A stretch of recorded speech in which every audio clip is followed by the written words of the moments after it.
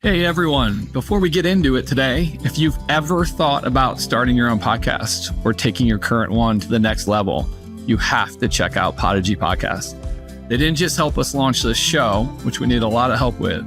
They made it look and sound amazing with custom artwork, killer music, and they guided us through the launching of the show step by step. Now they handle everything for us, editing, producing, you name it. All we do is hit record and they do the rest. Trust me.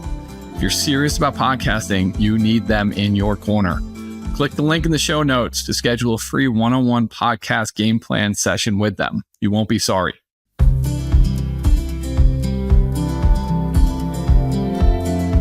Welcome to the Path Podcast, the podcast that provides transformative insights for authentic success.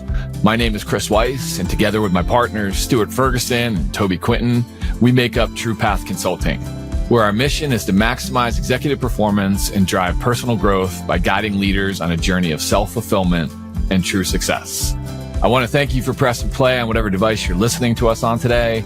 It means a ton to us that you are here. Our hope is that through our stories and interviews, you will find something in yourself, something that moves you to get curious and possibly something that triggers you to take action in your life. You see, our goal in this podcast and in our coaching partnerships is to help people find their ideal selves without needing that motivation of that personal or professional crisis. We'll bring up topics and curate discussions that will help you take action to find out who you're showing up as in the roles that you play in your life or in the roles that are a priority in your life, ultimately helping you paint the picture of who you want to be and walking with you to figure out what the heck's getting in your way for becoming your ideal self. We only get one shot at this awesome thing called life, so let's stop being okay with being miserably comfortable and instead be more intentional in following a path of meaning and purpose. With that being said, I'd like to more formally introduce and welcome my partners that are going to go on this journey with us. Toby Quinton, how are you, buddy? I'm great. Stu and Chris, good to see you guys.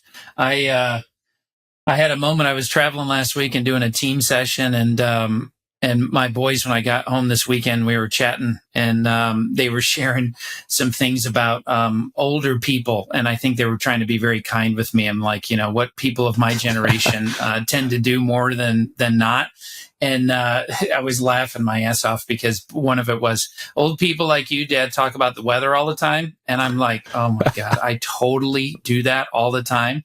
And living where I do, as you guys know, I mean, it's a good joke always of like, how hot is hot for you today? But I literally open a lot of these conversations individually and with teams of, hey, so how's the weather over there? And I'm like, oh, I've officially become my parents, and it's happened in front of my face. So I'm glad that my and ironically enough, we're talking about self-awareness today, but like, I'm glad my boys brought it to me of like, hey, Dad, you talk about weather a lot, and you know that's what old people do. So anyway, I'm not going to say how warm it is here where I am, but it's just it's good to see you guys, and I had a laugh this weekend I wanted to start off with, but I'm excited for our topic today. Do they call you an old head yet? Because I get called an old head. That's my kid's nickname for old people, old head. Yeah, my kids are so trained in passive aggressive that they just kind of shake their head and roll their eyes. So there's not a lot of communication, and they say a billion things and not say a word. So they're skilled. Nice, man. Stu, how are you, buddy? I'm good. I love that, Tob. I forget what insurance company it is where they have the class about people that are acting like their parents. And that example of, hey, we got to park by the exit at a concert, or that is me. I'm like, if we get out, we can. And my wife's like, are you kidding me? We haven't even gone to the game yet, and you're already figuring out how to leave. Oh, that's good stuff. I'm good, gentlemen. I took on some landscaping over the weekend, and it won. I lost, and the landscaping won. In fact, if I look out this beautiful window, I'm still looking at a half-done backyard. So as soon as we wrap this up, I'm going to go put on the overalls and go finish. I learned that you can't burn a stump, okay, if it's not dead. Okay, so it's a green. I cut down a log, so it's still there. Now I got to go get a pickaxe and try to get it out. So the joys of manual labor, which I don't necessarily hate or love. That's my plan. I still can't get the picture of you with overalls on in the back. You're getting a t-shirt. Thanks for not wearing these to the call today. That's the best part about this call so far. You have no idea what I'm wearing below this camera, right? Overalls. Man. Keep your mind. I won't be able to get that picture out of my head the rest of the day. Oh, that's awesome. Well, yeah, we're recording actually on Labor Day. So we have a 3-day weekend. I got, my kids they play soccer. So we have the whole varsity team coming over. There's a game the night before any home game. We host all the senior parents host pasta dinners.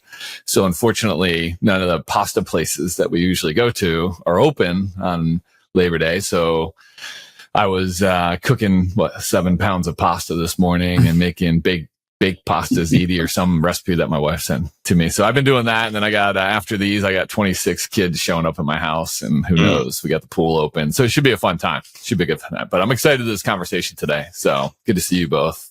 Toby actually brought it up. One of the things that we're going to talk about today, the thing that we're going to talk about today is self-awareness and how important that is. And one of the things that we do, the first thing that we do in our coaching practice really is just to try to identify when we're working with someone or someone has interest in us. The first phase, if you will, of that relationship is around, hey, how well do you really know yourself? And like really know yourself.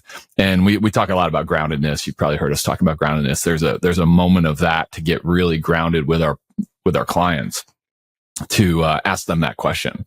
And a lot of times we'll go through, and Toby's taught me this, like I know myself. I know who I am and who I want to be and all this other stuff. And then when you really start peeling back the layers, they're usually shocked about how much they don't know themselves, or how much they want to know themselves but aren't following the path of who they really want to be. And then that's ultimately where we get into, right? We remove the obstacles, like, hey, who are you? Who do you want to be? And what's getting in the way? But self-awareness is a huge journey that I've personally been on throughout my relationship with Toby and previous coaches, therapists as well, just to really identify who I am and who I want to be. There was always a little bit of, being in corporate America, there was always a little bit of just not feeling myself. Going to college as a counseling major and wanting to be in some sort of counseling role and helping people, and then getting into business and making money and following a completely different path that I tended not to believe I was on.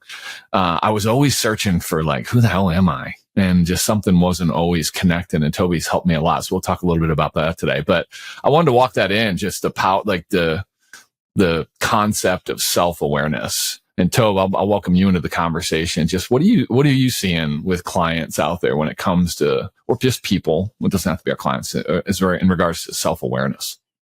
Yeah, you hit it, Chris. And it's thanks for opening up the way you did, because I love the personal touch. I mean, I've been able to sit side saddle with you on your own personal journey of that self-discovery, and I think it's I hear a lot of people talk about it. And I just don't know that many of us are actually doing the work in the spirit of that, and I think it is it's an interesting concept of, understanding oneself, and is there a finish line to that? And everybody wants to kind of get all buttoned up and, hey, I know myself. And I think the three of us would agree immediately that this is a lifelong journey with no end. The key, though, is that, can we emphasize, can we make it important, the understanding of ourselves? And I think that, as I'm walking in this topic, I think one of the reasons we don't do that, I usually like to start with what the benefits are of it. But sometimes the reason that we don't do that is, we don't really want to, maybe cop to that, we don't know ourselves very well, or that the very fears that we have about who we are, aren't realized. That we're not, just a 2.0 versions of a parent, or a coach that we had growing up, or something like that we don't, as leaders in the family and at corporate world, that we haven't just replicated a lot of those environmental kind of conditions, if you will, but more importantly, those behaviors that we took on. So, sometimes it's that fear of, like, oh my gosh, if I start down this road of self-discovery, what will I find? And I know the three of us are spot on with this, and it's ultimately the work I think that we all do which is to try to help people also define what that ideal state would be. That state that, if you discover who you are, and then you can then start with building that who you want to be, if you will. But it has to start with what's true. And it gets back to some of our other podcasts and whatnot, that everything worthwhile starts with truth, and truth can be sometimes hard to cop to come to, and all of those. And I think this self-discovery, that journey requires that, but it doesn't make it very easy. So there's a lot of benefits to it, and I know we'll hit on that. But I think this, just from my experiences so far, I think it's a concept that's not unique to anybody, but it has a lot of pieces to it. And I think that's the reason, obviously, that we've decided to tackle this one for this call.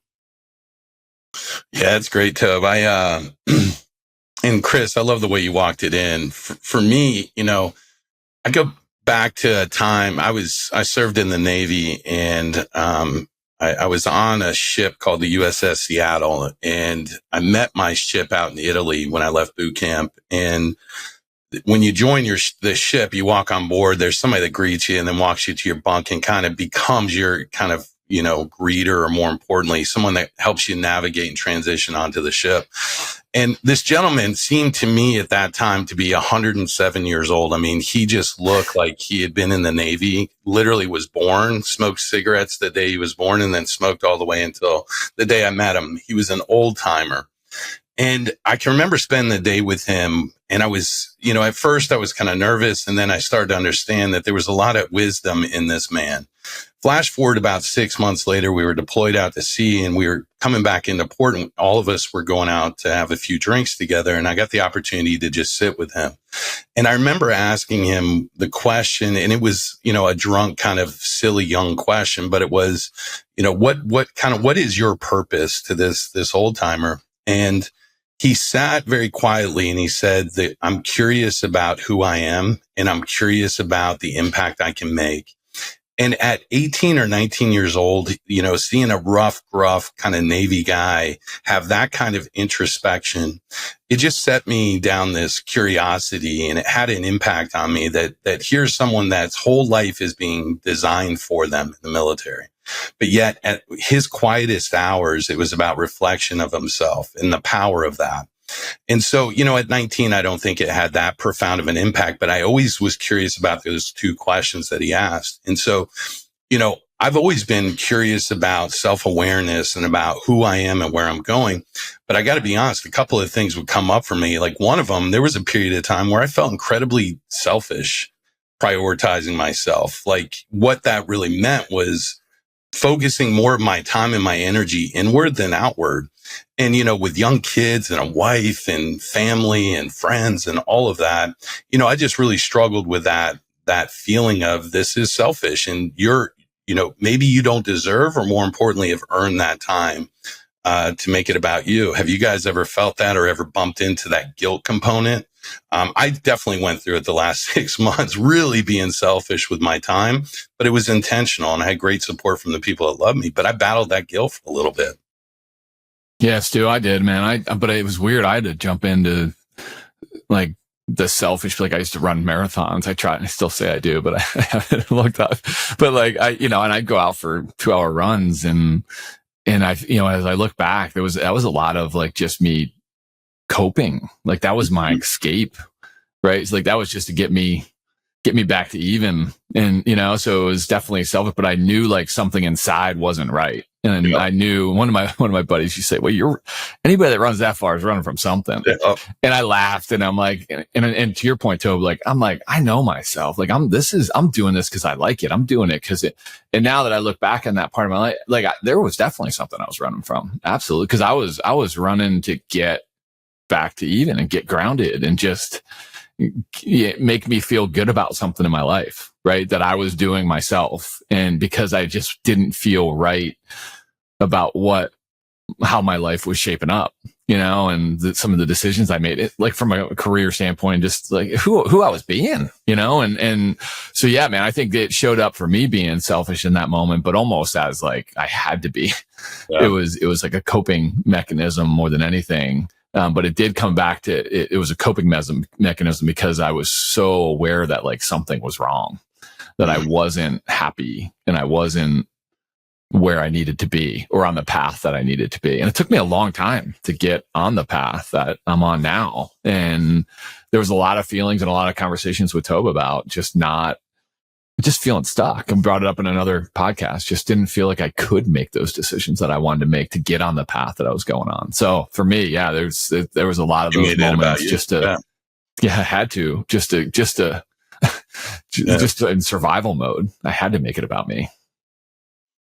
Yeah, it's a great point. I mean, Stu, you're right. And Chris, great. The guilt, right? And I love that we're using the word selfish, and it's a word that I, in coaching, used against people all the time. And I say that against people kind of tongue in cheek of, I need you to walk away, and where will you be selfish, or where do you intend to take this and really act more selfish? And to try to change the whole thought process with regards to that word, like it does require us self-discovery.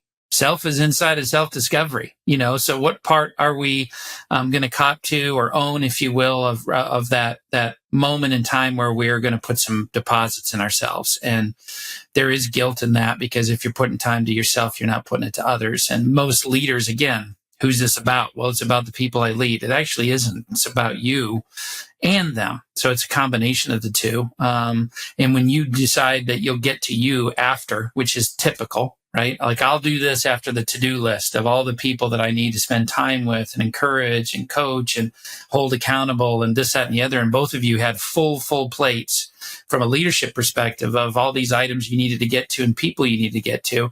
And, Chris, where's your point? And Stu, where is your moment for you? And it's like, well, this weekend, if I can get it, and that just doesn't happen. So again, how do we get people to, the concept is not new, but to slow down and to do that? And I think the two of you, I know firsthand, have done that very, very thing. And, that point that you made, Chris, about, I had to do it. I think what a beautiful place if we could find that place of helping people before that have to moment, that moment of, I'm so fatigued, or I'm so overwhelmed, or I'm feeling a level of insecurity, or feeling really, I keep getting feedback and I don't understand why this is, people are perceiving me or receiving me in ways that are not who I want to be. I think those are all things that, you've got good people around you that care enough to give you that, or structurally it's set that way. How do we get you to invest before that? Is really our work as coaches, and not our work to do the work, but to help continue to reframe, hey, what do you think some of the choices might be for you in this space, and what would it require? And it certainly does start with, I've got to be truthful about where I'm at and who I am. And that's a big piece. I think a lot of people aspirationally think they're certain people, but it's like, all right, I love the aspirational piece to it, and I love that you're working towards that, but who are you really? And then there's another group that I've shared with you guys before in this, decades of coaching. Hey, how well do you know yourself? Oh, I know myself really well. All right, well, great. Well, let's start kind of walking through the process and the conversation. And as we do, I ask questions that are not difficult. You get it, but you understand how they can be hard to handle. Hey, why do you think you do that? I don't know. Why do you think you do that? I have no idea. Have you ever thought to ask why you do that? No, I really don't understand where that might come from. And it just, again, it's not I gotcha. It's just a matter of, like, again, they believe they're self-aware, but they're not curious of asking some of their questions. And inside of that is a lot of things, but it's an interesting thing to watch as a coach, but then also try to just remain like, okay, so let's go back and reframe this from a point of view of, again, what I want them to do is just become motivated to do the work. It's funny you bring that up, Toby. I've got a client that I'm talking to that's going through a good amount of career change. And he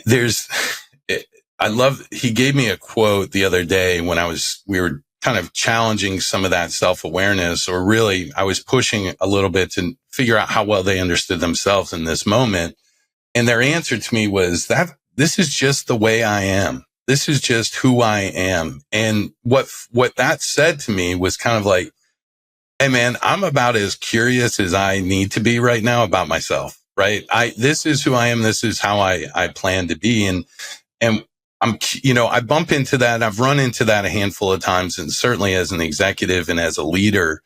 And really what it comes down to, and what I'm curious on what you guys find when you bump into that, because, I have that even at some level with my children as they are growing up, and dad's influence or dad's advice is kind of like, hey, I got this. I know where I'm at. I know what I need to do. But that idea of that blocked individual that may not be aware of those impacts that they're making to the people around them, right? And the ripple effects of those. And what you said, Toby, is so good, is like, what ripple am I creating? And am I even aware that there's a ripple out there? Like, there are so many leaders that I've worked with in the past, and just friends, that would have no idea of the impact, either positive or negatively. And more often than not, the leader actually didn't pay attention to the positive impacts that they were making on people, more focused on the negative. And that lack of awareness is just one of those people you want to grab and shake a little bit and just say, if you could only see who you are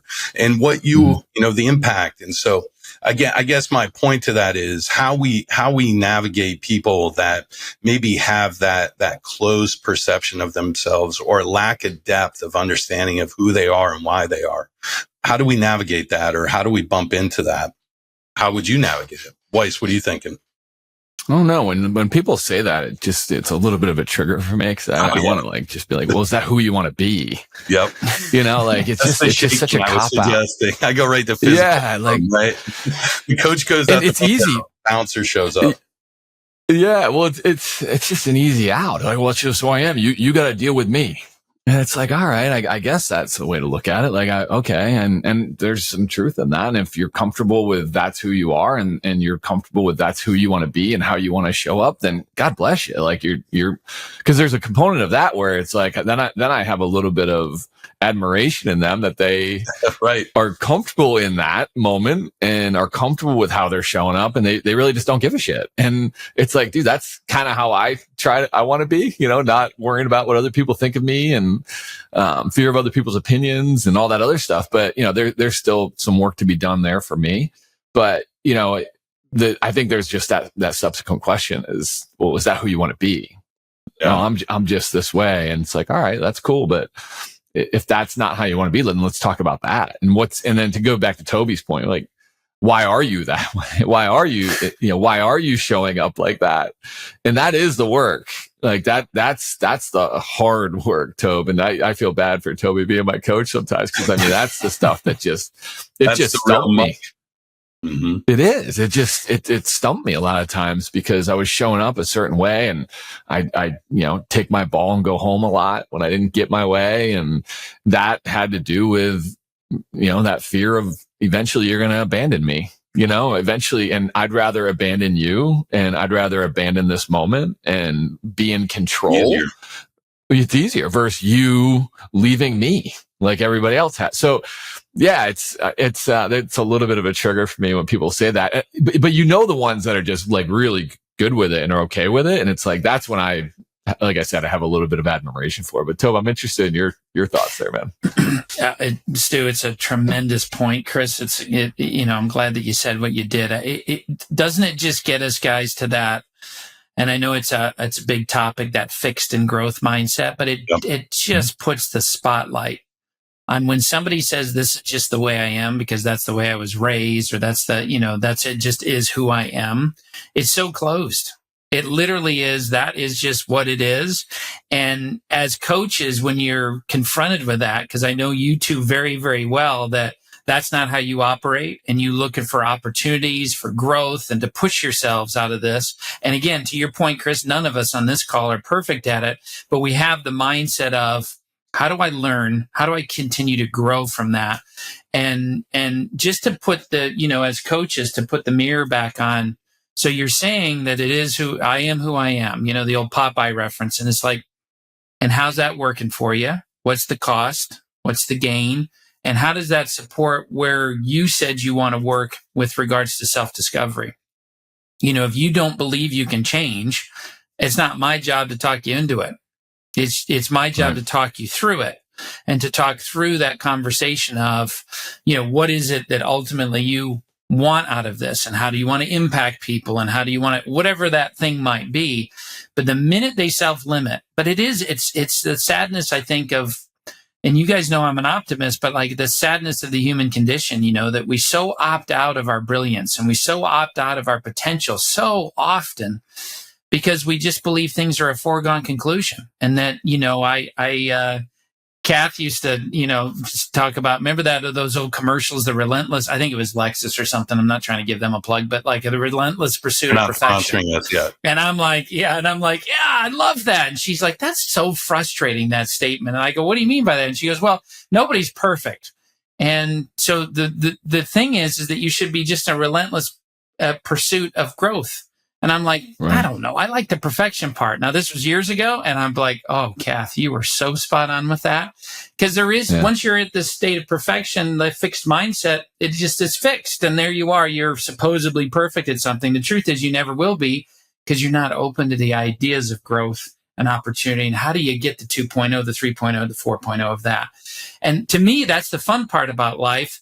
But I think to the point that you guys just made, which is brilliant, the triggers and the insecurities and all of this that we might find when we pull back the cover of who we really are today, there's a lot of work and a lot of therapeutic work sometimes for a lot of people, and coaching work. And that's where I think the brilliance of bringing those two kind of, ways of helping people, supporting people and whatnot are so important in the spirit of trying to understand one person. Because I think we've said it before, it takes two people to understand one. That's another element of it all, is that you not only have to do your work, but you also have to set up conditions around you to get feedback and to, hey, how am I showing up? Because no one will ever really know for sure how they're showing up in this world unless they get feedback. And we've talked about that before. But so I think it's a great, Stu, it's such a good walk-in point that you made just then. Well, I appreciate that. And what, both you guys hit this, and one last bow on top for this topic. But when it comes down to that concept of I am who I am, what's interesting to me is more often than not, I'm in dialogue with somebody that has that mindset, that is coming to me to change, to grow. Right. And it's like, I think back to I admire people, Chris, like you do, that are very firm in who they know and they believe. But what also has to be present is also an appreciation for the outcomes that they're producing in life. Meaning, right. I am good who I am. I love how I view the world and how I embrace it. But I'm also happy with the outcomes of my effort. It's the ones that say I am who I am, but yet I'm miserable on all of these things. And those are the ones where getting them back centered. I think, Toby, you said it, to what is your role in this misery? What is your ownership? And that's where that self-discovery kind of journey begins for a lot. The other thing that when I'm noodling on this, I keep coming back to is I also knew a lot of people in my life, men specifically, and unfortunately men over a certain age tend to find themselves in a place to where, because of not addressing life's curiosity or self for a long period of time, it just seems like there's so many layers to get started. Where do I start on this self journey? And for True Path and for the podcast leading up to this one have all been very directional about this question, right? Where do I start? But I think for those people that are listening that maybe be at the end of their rope or are just sick and tired of being sick and tired and are curious about a purpose-driven life and an ideal self, where would they start? Like, how do we start to peel back some of those layers? I'm curious what advice you'd give somebody if they were asking. Hey, I'll take that. First of all, there's a good quote out there, Tobe. There's a song by Sat Sang. I think that's how they go by, Sat Sang. It's called I Am, and they labeled it Perfectly Imperfect. And just that mentality, good. Right? Just being perfectly imperfect for that growth mindset. But Stu, to your point, your question there, man, I think it's about getting feedback from the people that are most important to you, man. Like that's where I went, right? Like I had to start to get and really listening to it, the people that really play a place in your life, like my wife, right? And really getting in some feedback from her about because she was giving it to me all along, but I just wasn't really listening to it. And I was under the facade that I was this corporate executive and I was the breadwinner and I was doing right by my family and giving them things and creating this lifestyle for. Like, I had this whole story worked up in my head, almost to the point where it was like destructive to the feedback she was giving me from a defense mechanism, because I was like, well, you're ungrateful. If you see me like that, then you're ungrateful and you're that and you're that. And it's like the whole time she's just trying to help me find myself a little bit, and because she saw that I was a little bit lost and my priorities weren't maybe where they needed to be and so on and so forth. So I think where do you start? One, who do you want to be? Like, who do you really want to be? Like, where are you currently in your life? Like, where are you? And being really honest and raw, Tobe's helped me out with, like, you're the only one that can really, really answer that question. Like, really answer that question and like going deep, like, where are you? And then like, where do you want to be? And that journey of going inward, getting some feedback and perspective from the people that you care about, like really, truly care about, that you want in your life for the rest of your life. That's where I went. And that's where I continue to go. And I continue to get, we say you shouldn't need validation or whatever, but we're human.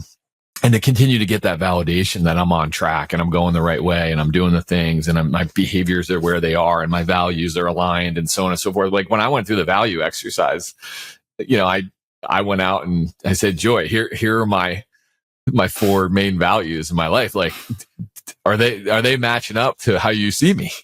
And she's like, yeah, now. Right? I don't think that would have been, 6 months ago, maybe not, 4 or 5 years ago, definitely not. So, man, I think it's going inside and really answer that question. Who, like, where are you in your life versus, and then where do you want to be? Mm-hmm. And you got to answer that with like no restraint. Cause that's what caused me when you said was my life design, that old gentleman in the Navy, like his life was so designed for him. And we attribute that to the Navy or the armed forces, so on and so forth. But I think that happens to us. Everywhere. We get into a role and we get into a path, and it's somewhat designed for us based on society and where you live and what people expect out of you and so on and so forth. So you have to answer that question with no barriers. Like, where do you really want to be? And then you get to work. Well said. Toby, what about you, Bo? Chris, that's great. Through the schooling and the mentorship and all of the psychological models that I've learned about, and then worked through with teams and with leaders and with you guys, that concept of EQ and emotional intelligence and self-awareness being, of equal, certainly a huge importance of that model. And I think that I love it. It's where do you want to go and where are you today? I think it's those values. That's, Stu, where I would probably want to lead people, is that what do you really truly know about what you value most? And where do those values come from in your life? And why are they so important to you? And, I love the Joy conversation about, hey, are those showing up? But, if your values had legs and they were, in motion and you were honoring them, what would that look like? And that's part of it. I think the other part too is that when you think about, the EQ, the self-awareness, and then being aware of how you feel, and really being able to name those feelings. And then how do you manage those emotions and those feelings, if you will? Those 2 components of EQ are essential. So again, the awareness might be, that I'm triggered by this, or I have values here, or I do, share with some depth my emotional vulnerability, or I don't, and I'm more reserved. And those are all just that, that first step of making sure we're more aware of that. But the unpacking of that, to use a coaching term, that's where I think that, that's the one step. And then the other step is, to Chris's point, where are we headed and how do we want to manifest this self-awareness and make it useful for us and ultimately live that purposeful, meaningful life in whatever roles we play. So to me, it's a culmination of a lot of things. And, rather than having a 10-point list to roll out to you, those are the couple areas I probably would start with. And we certainly do with our values exercising, and then just making sure people, certainly men, by the way, and I think women are catching up from my experience and what I've read about that, just being understanding, why do I feel the way I feel? Like what do I really feel here? Us men mask so many feelings on anger. And, it doesn't mean that you don't feel angry when you do, but most of us know how to compartmentalize that. And so, does that really make you self-aware? It probably doesn't. You gotta be willing to, with some courage and some truth, to be able to say, am I really angry, or am I sad, or am I scared? And that's usually what I find. But again, just by saying that, who's really going to be invested in that? Who wants to spend the time getting dirty in that space? I think there's a lot of us that do. I think a lot of us will. And I also understand and appreciate those that get very apprehensive about that. Again, what's this about for you, and where do you want to take it?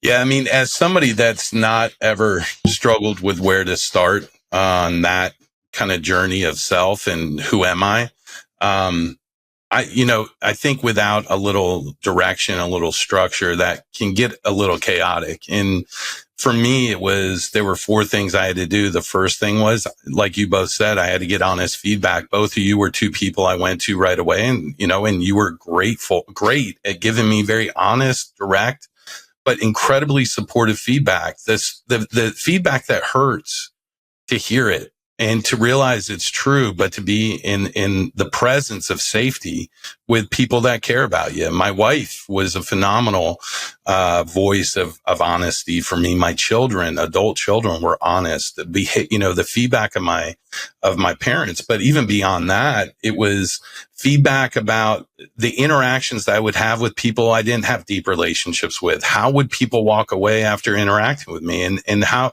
was it what I intended? There was plenty of themes and signs all around me to get feedback from. The second thing was I had to, really get very, very accountable to myself. And that was journaling.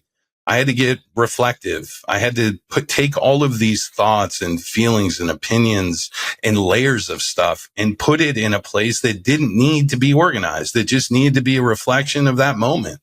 And so dumping those things, I walked, a ton. I would walk 4 or 5 miles, and all those thoughts that would come up, I couldn't wait to get back to dump them into a journal. Not that it would make any sense to anyone, but for me, it was offloading those layers and starting to get down to the root. It was investing in a coach, Toby. It was you, a structured interaction that asked me questions that I needed to ask myself. It was a guide. You were a shepherd of curiosity. And when I wanted to attach emotion to where I was at, you allowed me to be less emotional about it, more perspective driven. And then lastly was just to continue to look to be vulnerable and open, to not have all the answers, to not try to be the future self now, but to at least be curious about how to get there.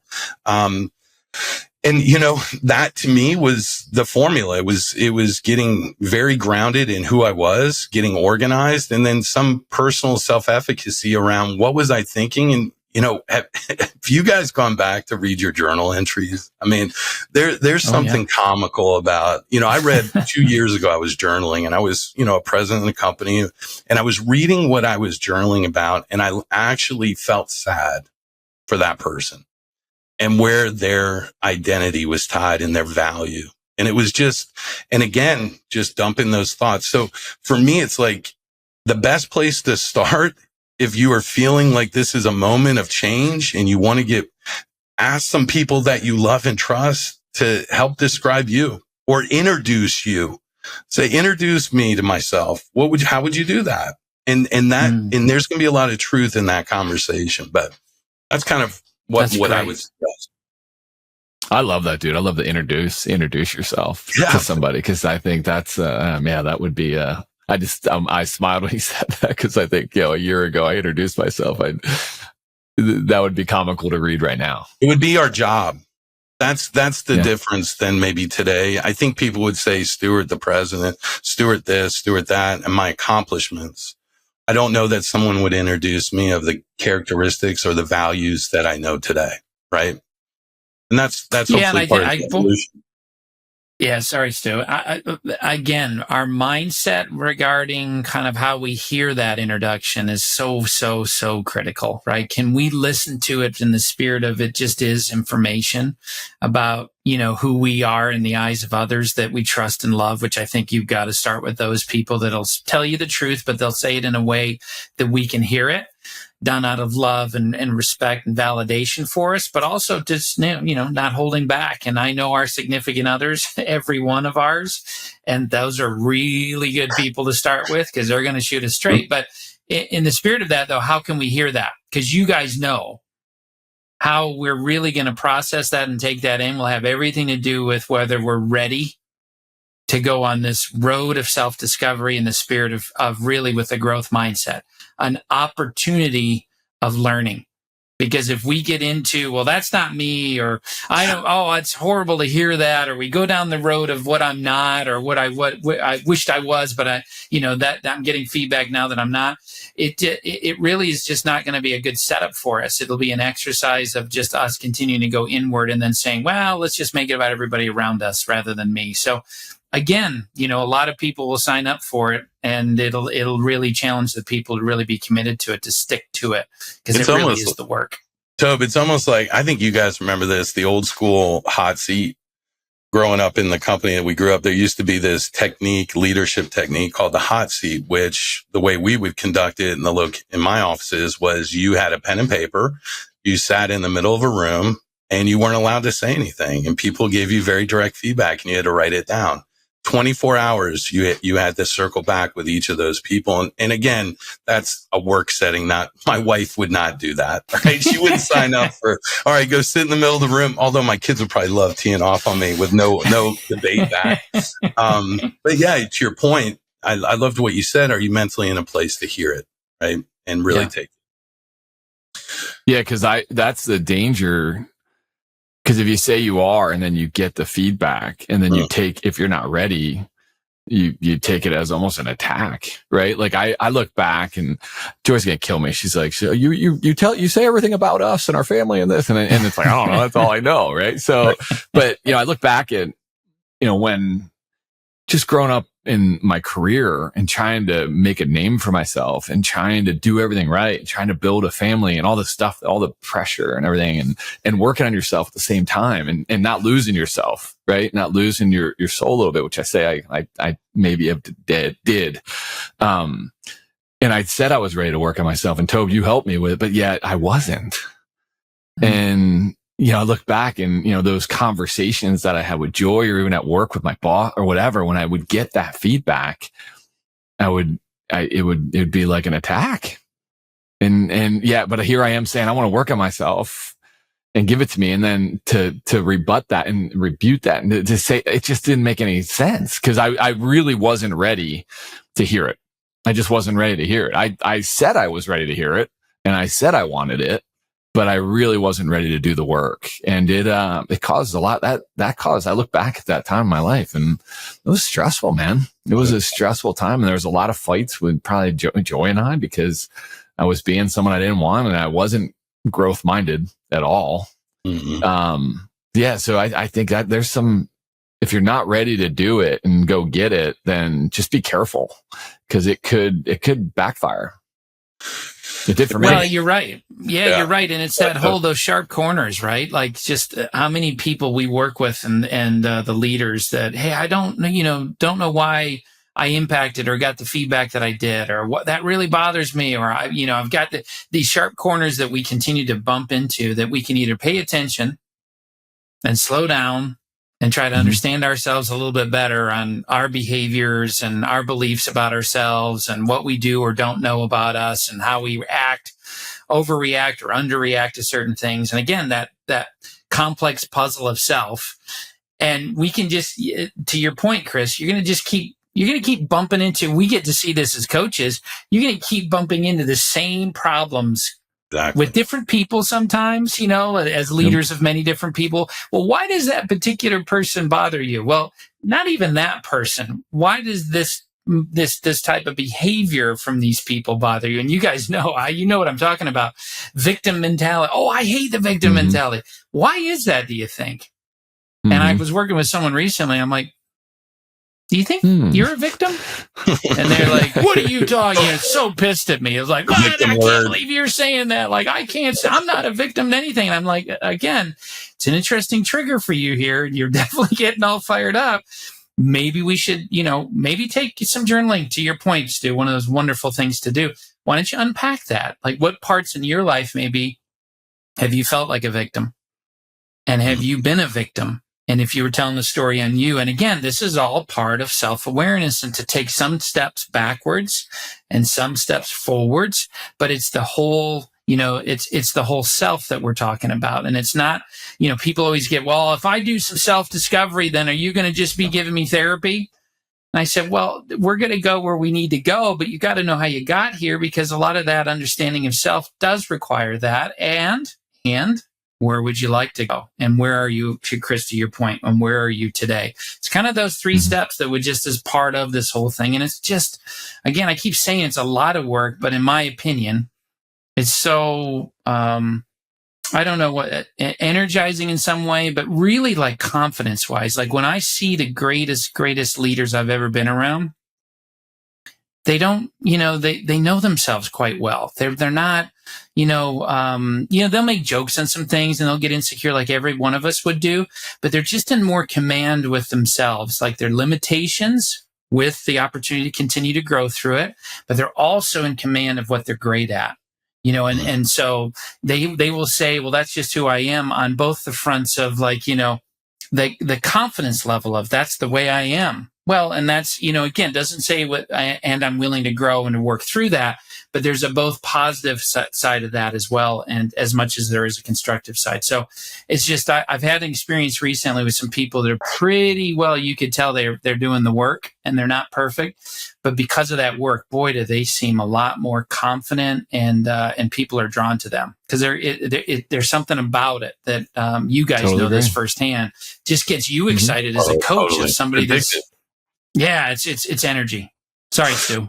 No, it brings me back to, when we think about kind of inner understanding self and inner mastery or inner landscape and really understanding who you are and where you are. There's a lot of awareness, I think, in corporate America of this being a skill or certainly a strength of good leaders, that they need to be self-aware. So what I find a lot in the coaching world is when I bring up self-awareness, to your point, Toby, they go, oh yeah, I've read this book, I've read that book, I've done all these things to really understand who I am. But I think understanding who you are is only part of the game, right? And realizing that I know a lot, and so do you guys, know a lot of people that spend a tremendous amount of time in getting to understand who they are and what their inner workings are, but maybe lack the skill or the accountability to do much with it. I had a person working for me one time who, had a negative impact on their team and was constantly showing up that way. And I would meet with them and they could dissect where it came from, and they could dissect why they show up that way. And they don't intend to, but it keeps happening. And so understanding that the first step is to really understand the core of that dysfunction or where's some of those inopportune impacts that you're making. But that ability to then connect and be able to take your self-awareness and move it to a productive place of impact is such a unique skill. And I see it all the time with young leaders coming up where they're very aware of where their deficits are, where their strengths are. But to go from awareness to actually application or growth is such a big jump. Any thoughts on that? I don't know if I set that up the right way, but I've seen so many of us be really good at knowing the back of the baseball card or the front of the baseball card, but yet not be able to take that leap to progress or moving forward. And they get stuck. Any thoughts there? For me, it was just, I got stuck because I was trying so hard to move ahead. And sometimes it was in conflict with who I was. And I didn't want anybody to know that, because I felt like if I really was who I wanted to be or show up as my true self, that wasn't what the company needed, or that wasn't what my team needed, or that wasn't what my boss needed.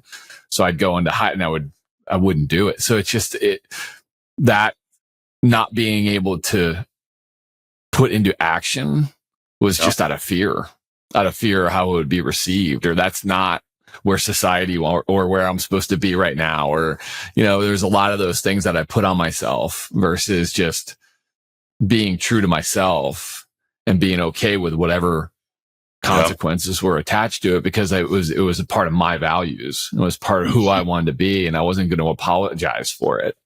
Unapologetically me, like creating that type of, and that's what I see in great leaders too, Toby, like just they're unapologetically them, and they're who they are. And there's definitely not everybody likes it, but they're okay with that. So I think for me, Stu, I wasn't ready for that. I wasn't ready for that because I needed to move up the corporate ladder, and I needed to get that next position and that next bonus and so on and so forth. And there was a role that I played, and there was only a certain willingness that I'd be able to change because of what I thought I interpreted was expected of me in those roles in my life. So that's what inhibited me from actually putting into, Toby and I had a lot of conversations about where I came from and how I show up and why I take the ball and go home and all the other things. But it kept showing up, showing up because I just couldn't put it into action out of fear. Got it. Toby? Yeah, I think that, Stu, for me, it's the and, right? I think we look so much at, the wants and needs of others, or the wants and needs of self. And I think if the spirit of really just putting the and in there instead of the or, and how do I take care and honor, as I said earlier, honor and put in motion my values and honor them. But the taking care of my wants and needs and taking care of the wants and needs of others. And again, it's very, very difficult to do. You don't have enough time. Everybody's starved. I don't have a spare minute. And some things have to, you have to give up to find that wonderful balance. But it's in the spirit of, the and. And if you can keep that up, in my opinion, then, and you can prioritize that, and you make sure those around you do know that what you're up to in that space and get coaching through that, you're more likely than not to then, have a better balance for yourself, because we get so caught up in what this is about. And it isn't just about everyone else. It's about us as well. And how we bring us into the fold is so important. Yeah, I think, one of the things that comes to mind, a word that comes to mind for me is martyrdom, right? When people become very self-aware, at least for when I did, there was this period of time of sharing who I was and what I was all about and what, who I was aiming to become. And that became a bit of a tactic in business, right? That vulnerability tactic of connecting and creating that connection with people, and realizing that there's a potential risk of going out to the world and sharing, this is who I am and this is what I want, if in fact there isn't that action on the back end of really doing the work to get there. And what I say is, people that have a leader that is dysfunctional at some level, that maybe confronts inappropriately and says, that's just who I am, but I'm aware of it and I'll change and I'm going to do it. But yet the next time there's a confrontation, it lands the same way. And it's like, well, I'm self-aware. I just, I'll fix it down the road. And it's that feeling of, self-awareness or awareness is one thing, tied to the action of development, tied to it. Back to Chris, your point of like, we're not all in that place to be able to do the work, but just be cautious. I think what I'm suggesting is, as we get feedback and as we go out and get curious about all these layers of who we are, going out and sharing that becomes a bit of a scale of, are you doing the work, and are you making the changes necessary to be the best version of yourself? And I've seen far too many leaders accept their dysfunction and identify it as awareness, but yet not put in the work to change it or evolve it or provide a better impact to the people that they're leading. And that's where I think self-awareness, when it becomes a bit like martyrdom of like, hey, I'm aware, but that's just kind of the way it is. And it's like, well, if you don't like that outcome, then there's got to be change there. Does that make sense? I don't know if that totally does. Right, but I've seen far too many people say, well, I'm aware of that, but yet it's not working. It's not having the impact. Well, I think it goes to your tribe too, Stu. Like you two you two are in my corner, man, no matter what. And you were in my corner when I wasn't able to do the work. And that's where I said in the beginning of this podcast, like, Toby, I feel bad that you were my coach at times because I couldn't do the work. I couldn't be who I wanted to be. I just wasn't ready to make those decisions and have those but you guys have always, even before this call, right before we press record, I let you know I'm struggling right now. I just have a lot going on. Let's get through the, I'm going to get through this. I'm going to put my best, but like you're two people that I can be my true self with now. Who I want to be. I'm willing to do the work. You give me feedback when I'm not showing up the way I wanted to be. Like I've shared that my goals and aspirations of who I want to be and what I want to get out of this life with. Like you're two men that I've done that with. And I think that's an important part of self-awareness is that you build your tribe around people that are going to support who and where you want to go. And you two are that for me. So I think that's important to not only do the work internally, but make sure that you're talking to people, the right people that are going to let you become who you want to be, and continue to grow and see that growth mindset. And you guys have been that for me. So I just wanted to take that moment. Thanks, and brought buddy. up the people that you surround yourself with, Toby. And I'm blessed to have you guys in my life to help me see who I want to be and achieve that true self. So appreciate you guys. Thanks, buddy. The gift to be on that journey with you, bud. Thanks for letting us. Amen, brother. Well, hey, you guys good? Any last comments or thoughts around this? Yeah, the only thing I would just say as I open it up is, when someone does talk to you about self-awareness, I think that my suggestion to the audience would be just the answer to that question is I'm a work in progress. It doesn't have an end, but it certainly does have a beginning. And I think just trying to be in a constant state of beginning with understanding who we are this month versus next year versus 2 years from now.